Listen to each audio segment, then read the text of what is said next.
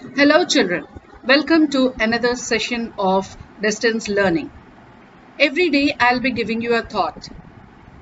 It would be nice if you write these thoughts and continue for the day. Some beautiful words for the day. Through hard work, perseverance and a faith in God, you can live your dreams. Let's proceed children. I'm Shailaja. Subject English Grammar, Class 7, Lesson 1. Topic Parts of Speech and Homonyms. Students, you have been doing this topic Parts of Speech since your lower classes. Let us see the definition. Words are divided into different kind of classes called parts of speech according to the work they do in the sentence.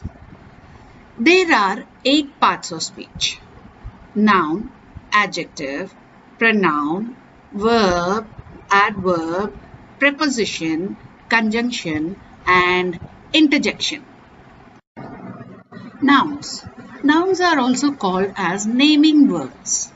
Noun is the name of a person, place, or things. For example, my name is Shailaja. We will celebrate Diwali. She visited Taj Mahal in India. So, the underlined words Shailaja, Diwali, Taj Mahal, India are nouns. Let's see adjectives. An adjective is a word that describes a noun or a pronoun. For example, Jane is a clever girl. Clever is an adjective and it describes Jane. For example, Lina's hair is gorgeous. Gorgeous hair. She wore a beautiful sari. Beautiful sari. He is a funny man. Funny man. So, gorgeous, beautiful, funny are describing words. They are adjectives. Let's see pronouns. Pronouns are words that replace nouns. For example, I, me, she, we, and so on. For example, she is my sister. I am writing an essay. They are playing. So, she, my, I, they are all pronouns. Verbs. A verb is a word that shows action. They are also called action words. For example, the girl is jumping. He swims well. She spoke softly. Jumping, swims, softly are all verbs, action words. Let's see prepositions, children. A preposition is a word that is used before a noun or a pronoun to show its relation with some other words in the sentence. They show place, time, position, etc. For example, the cat is on the table. The caterpillar turned into a butterfly. We found the key for the lock. On, into, for are all prepositions. Let's see adverbs. An adverb describes a verb, an adjective, or another adverb. An adverb can tell how, where, when, how much, how often. For example, he ran quickly. Luckily I got. I met my friend yesterday. Quickly, luckily, yesterday are all adverbs. Conjunctions.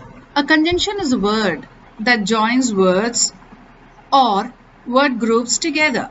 Some examples are and, but, or, nor, although, yet, so, either, and also.